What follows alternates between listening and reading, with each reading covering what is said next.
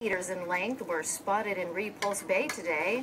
No, it is not a scene from a sci-fi movie. It's the launch of an environmental event combining art, kids, and the ocean.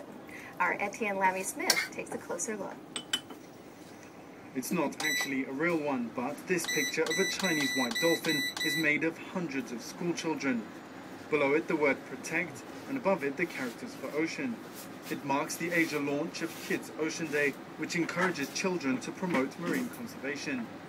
The human sculpture was inspired by a drawing by 9-year-old Lung Man Hin, who says that protecting dolphins is very important. John Quigley, who's been creating large-scale art for 20 years, says kids are great for these pieces.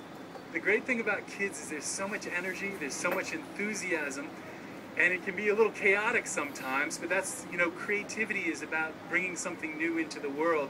So it's really a magical quality that they bring to it. And while it was a scorching day, the kids still had fun delivering their message under 2 circling helicopters. We can protect the sea because we can take the aerial photos.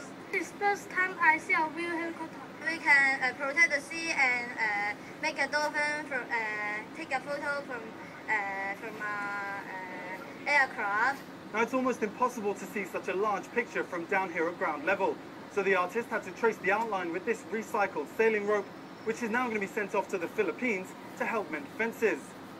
Kids Ocean Day originally started in the US 20 years ago, and organizers hope Hong Kong will be the first of many new Asian locations. Etienne Lamy-Smith, TVB News. All right, Chris, from one way.